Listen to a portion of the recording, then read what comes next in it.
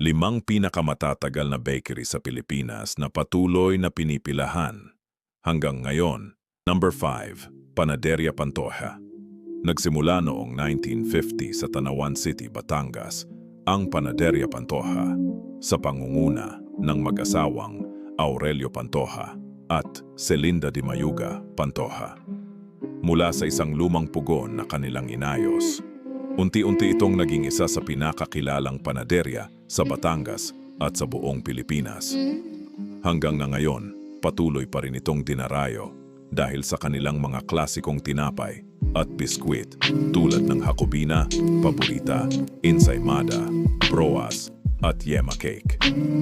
Mula sa isang maliit na panaderya, lumawak ang Panaderia Pantoja at mayroon na ngayong maraming sangay sa iba't ibang bahagi ng Luzon, habang nananatiling tapat sa kalidad at tradisyon na minahal ng maraming henerasyon. Number 4, Concepcion Bakery. Mula pa noong 1946, ang Concepcion Bakery na kilala rin ngayon bilang R.B. Gregorio Bread House ay isa na sa mga pinakatanyag na panaderya sa Malabon City.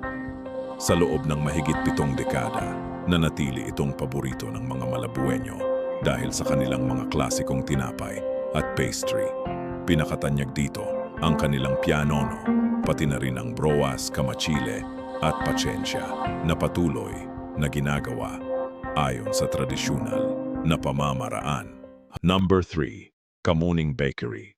Itinatag noong 1939 sa Quezon City, ang Kamuning Bakery ay kinikilala bilang unang bakery na naitatag sa Quezon City at isa sa mga pinakamatagal na patuloy na gumaganang panaderya sa Metro Manila. Hanggang ngayon, ginagamit pa rin ito ang orihinal na wood-fired brick oven o pugon na itinayo noong 1939, kaya nananatili ang natatanging aroma at lasa ng kanilang mga tinapay.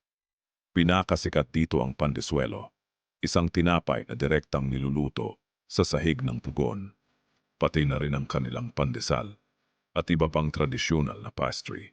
Sa paglipas ng mahigit 8 dekada, nananatiling buhay ang Kamuning Bakery bilang isang mahalagang bahagi ng kasaysayan at kultura ng panaderya sa Pilipinas. Number 2, LEDL Bakery. Noong 1920, itinatag sa Silay City, Negros Occidental, ang LEDL Bakery, isa sa mga pinakamatagal na bakery sa Pilipinas, na patuloy pa ring dinarayo hanggang ngayon. Nagsimula ito sa loob ng ancestral house ng pamilyang Locsin at gumagamit noon ng tradisyonal na brick oven sa paggawa ng tinapay at mga pastry. Sa paglipas ng mahigit 1 siglo, naging bahagi na ito ng food heritage ng Negros. Kilala ang LEDL sa kanilang guapo pie, bizcocho, masa podrida, at iba pang klasikong Negrense delicacies. Hanggang ngayon, paborito pa rin ito ng mga lokal at turista na nais malasahan ang kasaysayan sa bawat kagat. Number 1, Panaderia de Masalang, Pasig City. Itinatag noong 1919 ang Panaderia de Masalang sa Pasig City ay isa sa pinakamatandang panaderya sa Pilipinas na patuloy pa rin naglilingkod hanggang ngayon. Kilala ito sa paggamit ng tradisyonal na pugon na pinaiinit ng kahoy na nagbibigay ng natatanging aroma at lasa sa kanilang mga tinapay.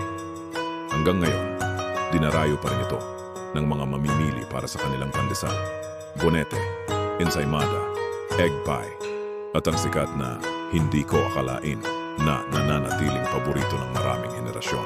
Ang mga panaderyang ito ay hindi lamang nagbebenta ng tinapay, sila ay mga buhay na saksi sa kasaysayan ng Pilipinas at patunay na ang kalidad, tiyaga at pagmamahal sa paggawa ng tinapay ay maaaring tumagal ng maraming henerasyon.